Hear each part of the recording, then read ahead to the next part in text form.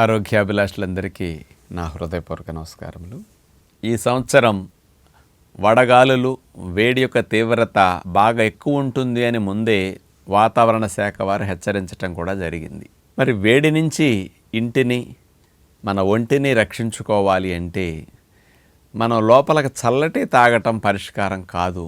మనం చాలామంది ఆ పనే చేస్తూ ఉంటాం. అబ్బా చల్లగా తాగితే బాడీకి కూలింగ్ వస్తుందని. చల్లటి నీళ్ళు వెళ్ళినప్పుడు పొట్టలోకి వెళతాయి తప్ప అవి బ్లడ్లోకి అట్లా వెళ్ళవు కదా. మామూలుగా బ్లడ్లోకి వెళ్ళాలంటే 98.4 ఫారెన్హీట్ టెంపరేచర్ మీరు తాగిన నీళ్లు వేడెక్కితే తప్ప బ్లడ్లోకి వెళ్ళవు. అది గుర్తుపెట్టుకోవాలి. అందుకని బాడీకి కూలింగ్ ఇవ్వటానికి మరి చల్లటి వాతావరణాన్ని మనం క్రియేట్ చేయొచ్చు. బాడీకి చక్కగా న్యాచురల్ కూలింగ్ ఇచ్చేవి రెండుటిని మనం ఉపయోగించుకోగలిగితే సమ్మర్ నుంచి చాలా బాగా రక్షించుకోవచ్చు. డబ్బులున్న వారు వేడి నుంచి ఇంటిని కాస్త ఇంట్లో ఉండేటప్పుడు ఆ వేడి గాలి నుంచి రక్షించుకోవటానికి ఏసీలు వాడుతుంటారు. కొంతమంది అంత డబ్బు లేనప్పుడు కూలర్లు వాడుతుంటారు. ఈ మాత్రం కూడా స్తోమత లేని వారు ఉంటారు. ఒకవేళ కూలర్లు ఏసీలు ఉన్న కొన్ని రూములకే ఉంటాయి.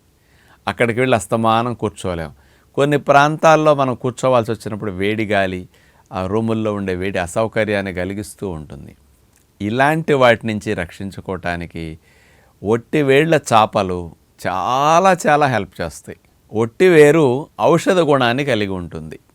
అందులో ఉండే ఆ సువాసన ఔషధ గాలితో కూడిన సువాసనది. అంచేత ఒట్టివేళ్ళ చేపలు కట్టడానికి ఒక ముఖ్యమైన లాభం ఏంటో తెలుసండి. ఆ వేళ్ళకి నీటిని వాటి బరువు కంటే 2 రెట్లు 3 రెట్లు ఎక్కువ పీల్చుకునే గుణం ఉన్నది. ఆ నీటిని ఎక్కువసేపు ఆవిరి కాకుండా ఆ చల్లదనాన్ని నీటిని ఆపుకునే గుణము కూడా ఒట్టివేళ్ళకు ఉంటుంది. అంచేత అలాంటి ఒట్టివేళ్ళ చేపలని ఉపయోగించటం వల్ల మనకి ఇంట్లో వచ్చే గాలి వాటి ద్వారా లోపలికి వెళ్ళినప్పుడు ఆ కూలింగ్ అయి లోపలికి వెళ్ళి ఇంటి వాతావరణం ఒక 4-5 డిగ్రీలు బయట కంటే తక్కువ ఉండేటట్టు చేస్తుంది. బాడీకి కూడా వేడి తగలకుండా, వడదెబ్బ తగలకుండా రక్షణ కలిగిస్తుంది. ఇక్కడ ఒక ఎగ్జాంపుల్ చెప్తాను. నేను చెప్పేటప్పుడే మీరు ట్రై చేయొచ్చు అది ఎలా కూలింగ్ ఇస్తుంది అంటానికి. ఇప్పుడు దంతాలు ఎట్లా ఆనిచ్చేసేసి నోరు తెరిచి అలా గాలిని ఒక్కసారి పీల్చండి.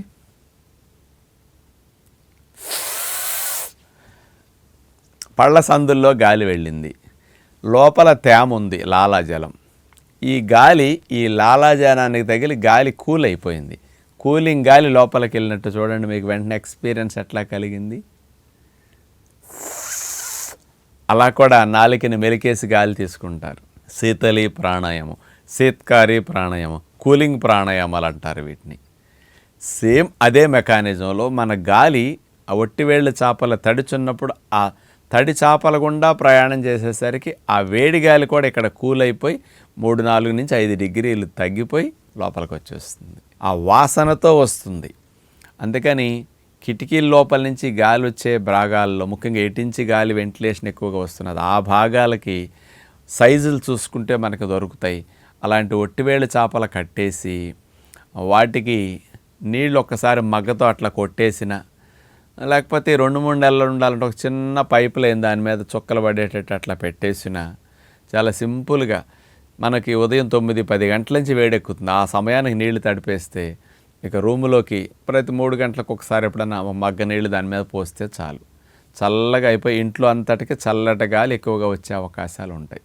అంటే ఇంట్లో కూలర్లు ఉన్నా ఏసీలు ఉన్నప్పటికీ కొన్ని భాగాల్లో ఎక్కడైతే అట్లాంటి లేవో అలాంటి కిటికీలకి, ముఖ్యంగా బెడ్రూములకి, హాల్కి ఒట్టివేళ్ళ చేపలు అనేవి ఇంటిని అటు బాడీని కూలింగ్ ఇవ్వడానికి చాలా చక్కగా ఉపయోగపడతాయి.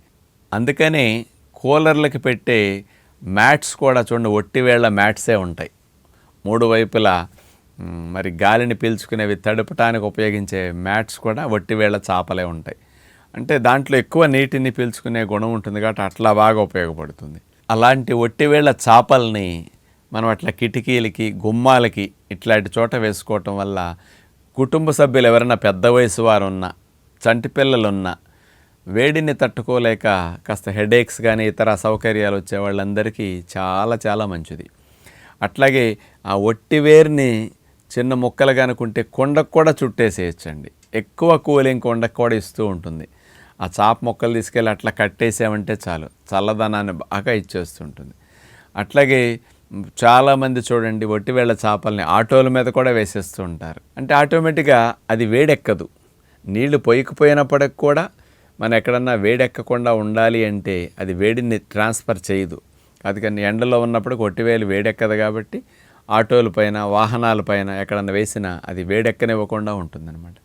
మనకి ఎక్కడన్నా చిన్న ప్రదేశాలు అట్లా ఉన్నప్పుడు మీద కూడా అట్లాంటి ఒట్టివేళ్ళ చేపలు కనుక పెట్టేసేసి కాస్త నీరు కొట్టారంటే టెంపరేచర్ అంత తగ్గుతుంది. ఇది ఒకటి చేస్తూ, రెండవది లోపలికి కూలింగ్ ఇవ్వటానికి మంచినీరు ఎక్కువగా ఉపయోగపడుతుంది. అందుకని వేసవకాలంలో 4 లీటర్లు తగ్గకుండా 5 లీటర్ల మధ్యలో కనుక అందరం త్రాగగలిగితే ఆ నీరు డైరెక్ట్గా బ్లడ్లోకి 5-10 నిమిషాల్లో వెళ్ళిపోయి బాడీ అంతటిలో ఆ నీరు పుష్కలంగా ఉంటే ఆవిరి రూపంలో వెళ్ళిపోయి ఖర్చు అయ్యే నీటి ప్లేస్ని ఈ నీరు రిప్లేస్ చేస్తుంది.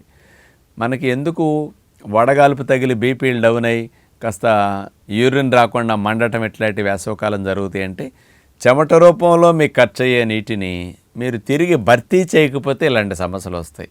వడదెబ్బ తగిలింది అంటే నీటిని మీరు భర్తీ చేయట్లేదని అర్థం. అందుకని ఖర్చు రూపంలో ఎంత పోతున్నదో దానికి ముందే మనం అందిస్తూ ఉండాలన్నమాట. అందుకని మంచినీళ్ళని మీరు రోజుకు 4 to 5 లీటర్స్ మన వీడియో చూస్తే త్రాగే పద్ధతి తెలుస్తుంది. ఎప్పుడు పడితే అప్పుడు త్రాగితే దాహం తీరదు. పొట్టలో ఆహారం ఉన్నప్పుడు త్రాగకూడదు. పొట్ట ఖాళీగా ఉన్నప్పుడు ముందు నీళ్లు త్రాగి తర్వాత ఆహారం తీసుకోవాలి.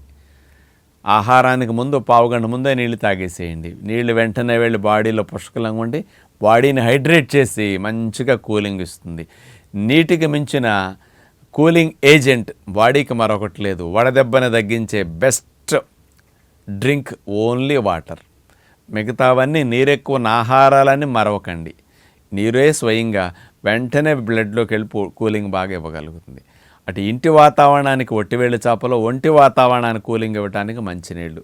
ఈ రెండింటిని ఉపయోగించుకోగలిగితే ఏ ఒక్కరు వడగాల్పులకి ఇంట్లో ముసలివారు కూడా ప్రాణాలు కోల్పోరు. 100 మంది చచ్చిపోతుంటారు వేసవకాలంలో. కారణం ఇలాంటి ఒట్టివేళ్ళు చేపలు, ఇట్లాంటి ప్రొటెక్షన్ ఇంటికి లేక. పూర్వం రోజులు ఇవి దొరకకపోతే గోని సంచులు కట్టేసి నీళ్లు చల్లేవారండి. ఇప్పుడు అది లేదు, అన్ని చోట్ల దొరుకుతున్నాయి. అలా కట్టండి, లోపలికి నీళ్లు త్రాగండి అని విజ్ఞప్తి చేస్తూ నమస్కారం.